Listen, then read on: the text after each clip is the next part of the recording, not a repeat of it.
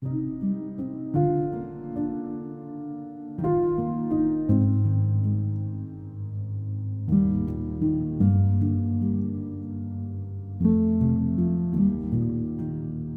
our extraordinary artisans progressing work on the Château terrace and the lions, Tim and I have been working inside.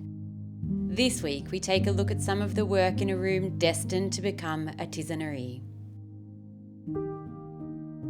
Well, I'm really excited and raring to go today because finally I've got some time to come back here on the first floor and progress the tisanery. So a little recap for you. Firstly, what is a tisanery? So a tisanery is a tea room that we're creating here on the first floor. Why is it called a tisanery? Well, in French, the word tisane is a herbal infusion, a herbal infused tea. And so this room is going to be a beautiful place to come and sit and have a tea or a coffee here on the first floor. What have we done so far? So firstly, there was a lot of work that needed to go into all the plumbing and the electricity. And so there was a lot that had to happen under the floor here. Then the floor got put back down, the beautiful original 18th century Tamet. We also created an opening here onto the corridor of the first floor because previously the only opening was this opening here. And so the room could only be accessed from the staircase between the first floor and the second floor. It's one of the very few modifications that we've been allowed to make to the layout here on the first floor. But it's beautiful because it really opens this room up and actually lets some really stunning southern light into the corridor, which is great.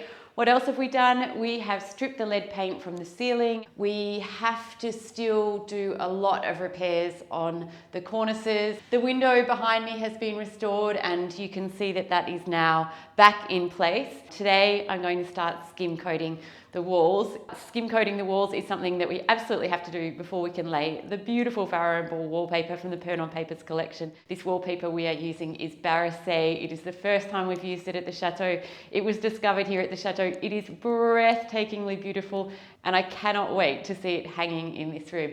But today is all about the skim coating, so let's get to it.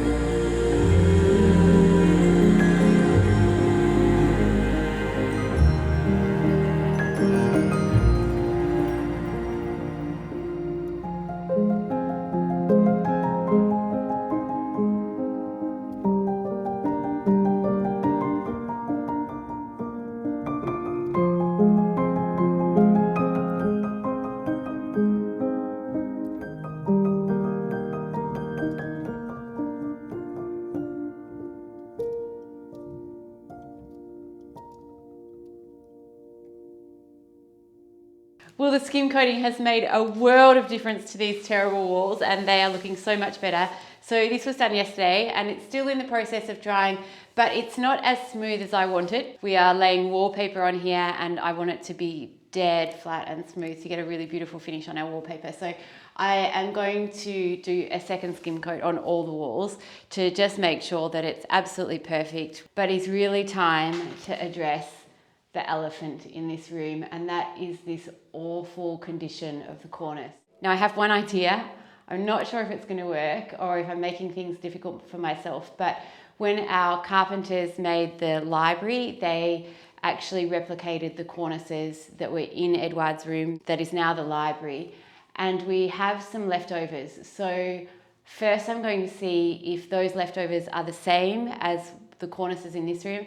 And I feel like it's possible that they could be, because we have the same cornices and skirting boards in a lot of the rooms. So that would be incredible and might be a solution. Whether the piece that we have is long enough or not, I don't know. Let's go have a look and see.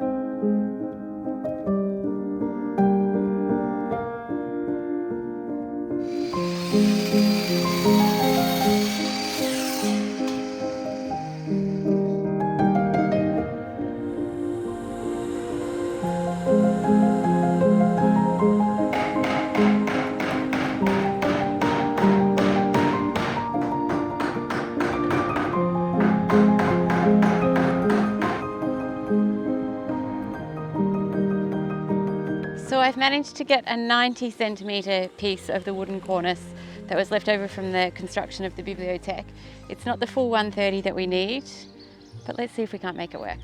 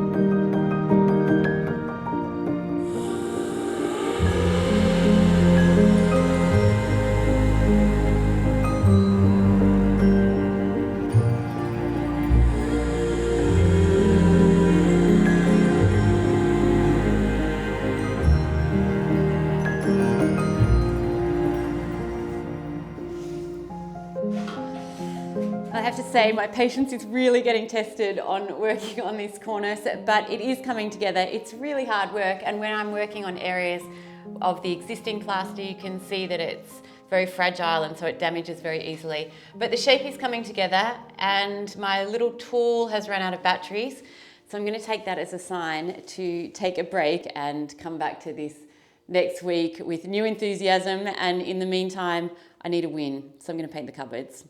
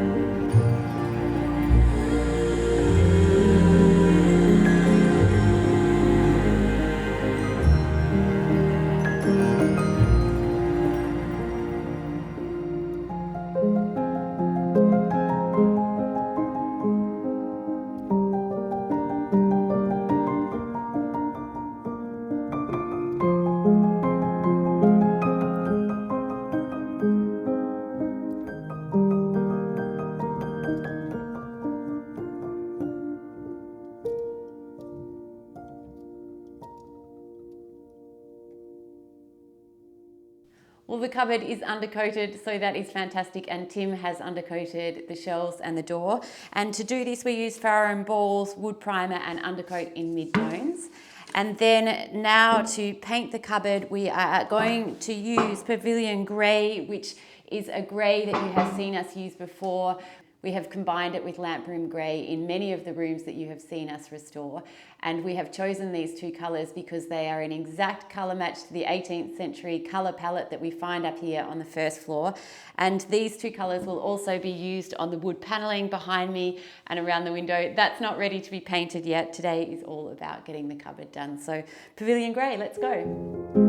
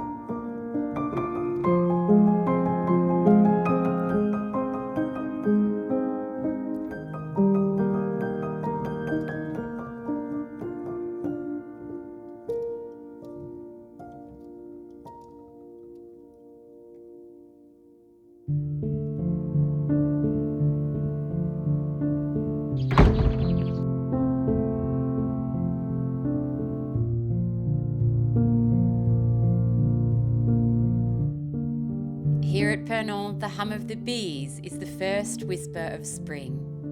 Well, it is the most glorious spring day, and there is one thing that I absolutely love about spring as the grounds wake up, and it is that I finally get to go and visit our bees again, who have been dormant over winter, but now with the sun out and all the wildflowers out, and there's huge fields of rapeseed behind us, so they are super active. So I'm really keen to have a look into the hive.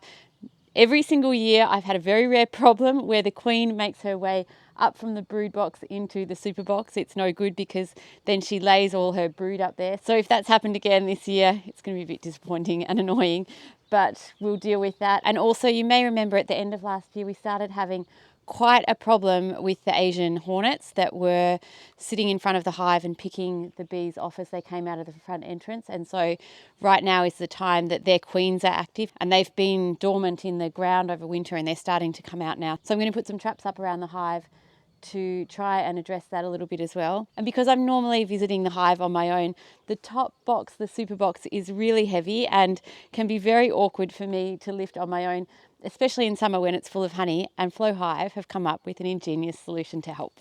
So first things first, this is the Flow Super Lifter. We use a Flow Hive here, which means that our bees are not disrupted when we take honey from the hive.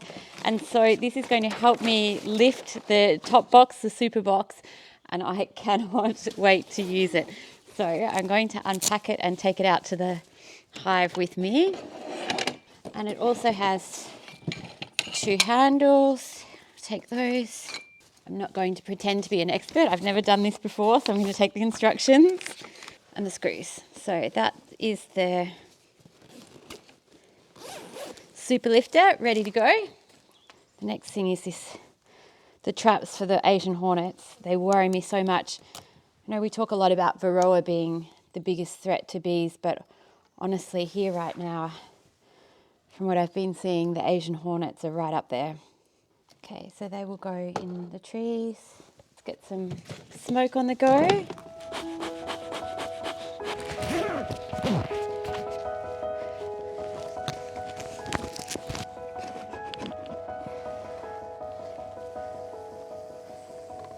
Interesting to see how much honey's in here as well. I didn't feed them this winter. It didn't seem like they needed it. It wasn't the hardest of winters.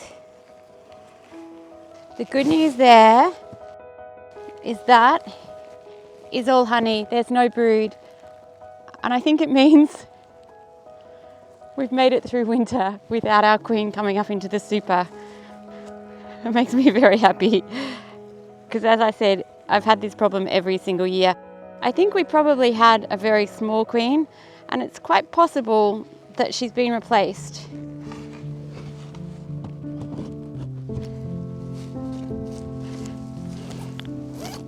Super lifter. Take out this screw here. Place it with one of these.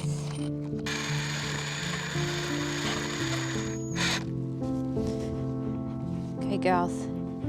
Sorry for the disruption.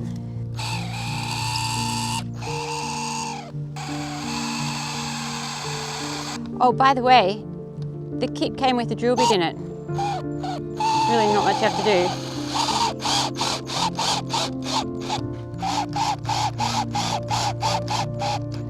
I know you've got heaps of pollen. Why don't you go inside? Go and get it inside. Set up the stand. Should be more than 90 degrees. Looks like more than 90 degrees. Open the super lifter. Okay, it's time to open. Oh my gosh. That is amazing. You have no idea how hard this is normally. Look at that. And the bees are so calm. That is a complete game changer for me. Let's have a look. I'm not going to try and find the queen today, but I just want to check that I'd be so shocked if there's no brood in here, because this hive, we're only a couple of weeks into spring and it's so healthy. And you can see.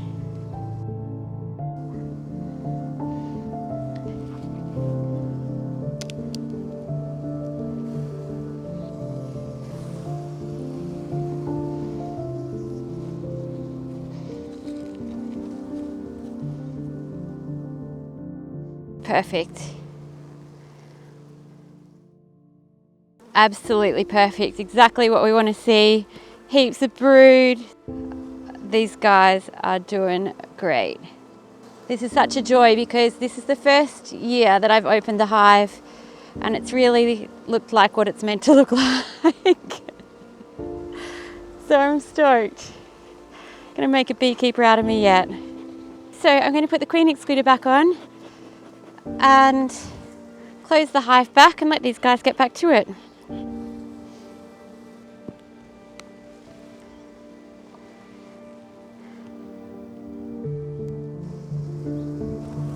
And that is how you use a flow super lifter. Perfect. Now let's get the hornets trap up so that we can keep these guys protected.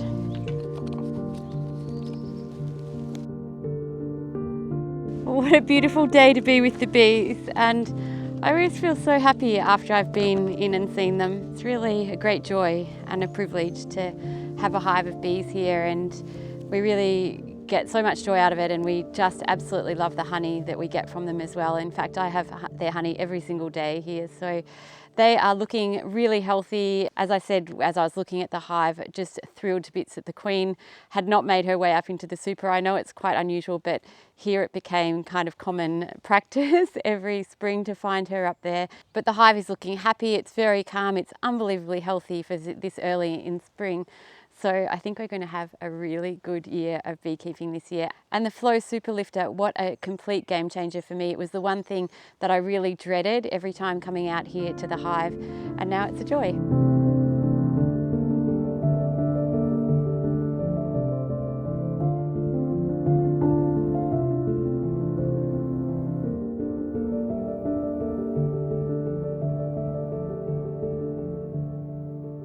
So lots of progress on the tisanery, which is great, but still so much work to do there. And it surprises me every time we start working on one of these small rooms that they're always a lot more work than you think. And at the moment it's the cornices and fixing all of that and the ceiling before we can progress more. So that will be our next task. But a question that we get asked a lot is, how do we know what rooms or what aspects of the chateau we can work on and those that we can't work on?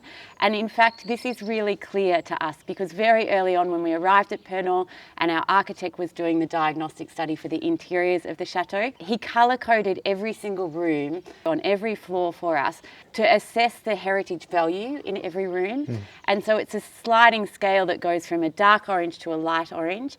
And the dark orange signifies rooms where the room has high historical importance, so it may have an 18th century wallpaper or elements to the room which are historically important. And then there's a lighter or a medium colour orange, and this signifies a room that might have a combination, so it might have historical elements but also elements of the room that we can work on ourselves.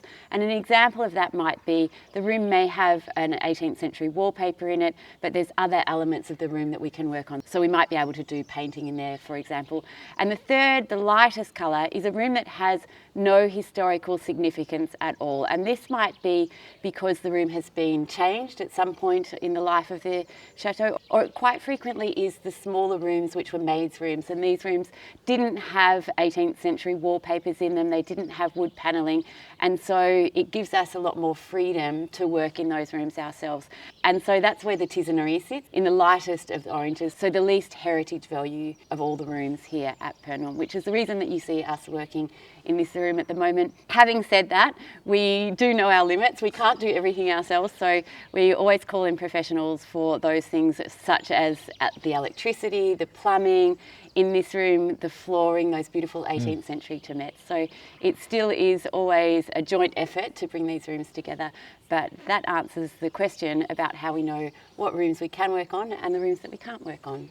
Yeah, and working with our architect has taught us so much about knowing our limits and being able to make those decisions about what we try and tackle ourselves and what really should be left to professionals. And another question that we get often is, what's the difference between the content that we place on our weekly free YouTube videos and what you can expect to see if you subscribe to Patreon or as a Patreon access member on YouTube.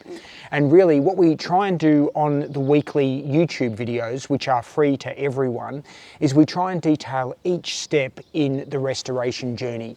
So if you're primarily interested in watching the restoration of Château de Pernon, you're going to see each step on those free YouTube videos that we post each week.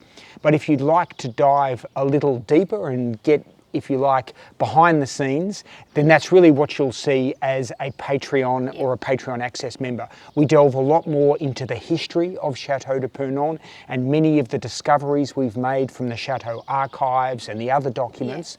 And we also do some tours. We go behind the scenes looking at areas of the estate that are a long way off being restored, but which people might be interested in having a look at. So that's what you can expect to see if you sign up as a Patreon or as a Patreon access member. Thank you for all the people who've done so already. We really appreciate your support. But if you're watching on YouTube, every week those free YouTube videos are detailing each step in the restoration journey. And also it's important to note that all the revenue that comes from the subscriptions on Patreon and YouTube is all dedicated to projects here at the Chateau. The money goes straight back into projects. So by becoming a Patreon member, you are really helping us support the Chateau restoration in a major way. But babe, what is on Patreon this week? Well, this week we have a look at the Chateau's history over the course of the 19th century. It was really quite a roller coaster. It's really the Chateau in its heyday, but also the long decline up until the end of the 19th century. So if you're interested, have a look at that. And if you would like to visit us here at Château de Pernon, we are open this year on the 19th and 20th of September as part of the Journée du Patrimoine, the European Heritage Days. We are open all weekend. Entry is free and it's great fun. We have a wine bar, we fire up the Chateau's size 18th century bread oven, our local boulanger, our local baker comes and bakes traditional bread in the boulangerie, and we have lots of tours, so it's a great weekend to come and visit us, and we would love to see you here. Otherwise, as always, if you would like to follow the restoration of Château de Pernon more closely, we post a free weekly video here on YouTube. We post frequent updates on all our social media channels, Instagram, Facebook, TikTok, or just hit the subscribe button, turn on your notifications, and we will keep you updated here. See you next week.